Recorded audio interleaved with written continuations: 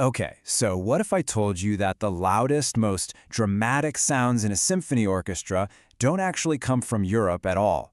Today, we're pulling back the curtain on a secret history, one that's way more global and ancient than you might think. Just picture it for a second. That thunderous crash of cymbals, the deep boom of the bass drum. These sounds feel so central to the orchestra, right? But they weren't always there. So where on earth did all that percussive power really come from? Well, to find the answer, we have to look way beyond the usual spots like Vienna or Paris. Our journey starts much, much earlier. To really find the source, we have to listen very closely for a sound that's actually survived since the time of the pharaohs. Yeah, our first stop is ancient Egypt. And believe it or not, this whole story kicks off right here with a living, breathing musical tradition that has somehow managed to preserve the sounds of the ancient world. The key to all of this is something called Coptic music.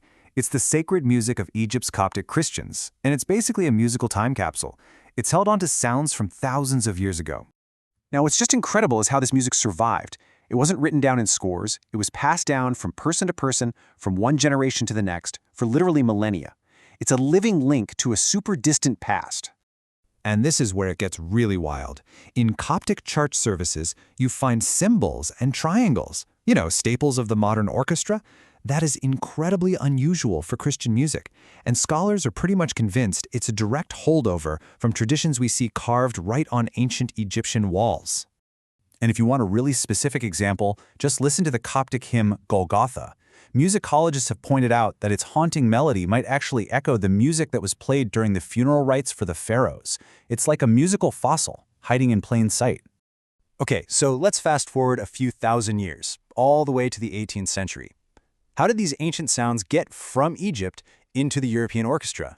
Well, the answer comes crashing in with the military bands of the Ottoman Empire, the Janissaries. The Janissaries' sound was just powerful, it was exotic, and it was completely captivating to European ears. What began with a gift to a Polish king in the early 1700s just exploded into this huge musical craze, spreading like wildfire across all the royal courts and armies of Europe.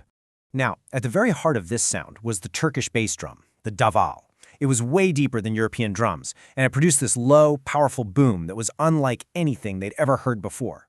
It was the thunder of the Janissary band.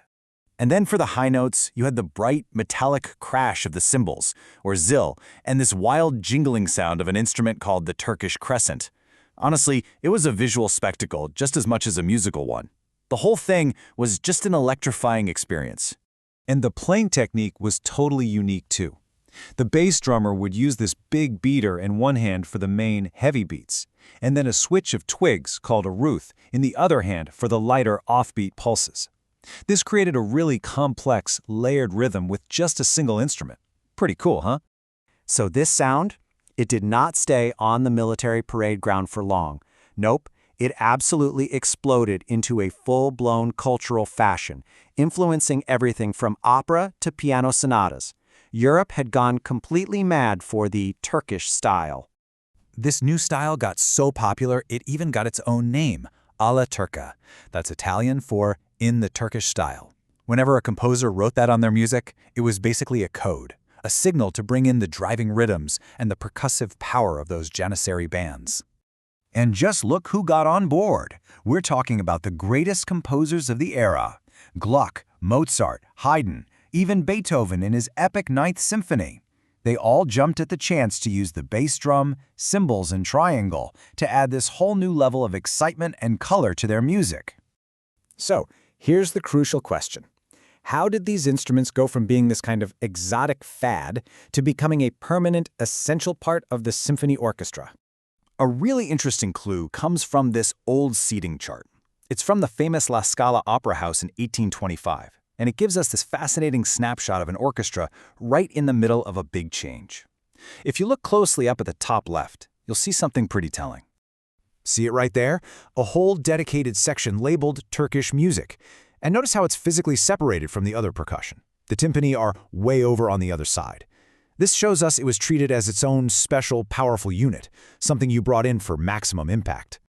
And the impact was just huge. The great composer Hector Berlioz, writing about one of Gluck's operas, was just blown away by the power of the cymbals.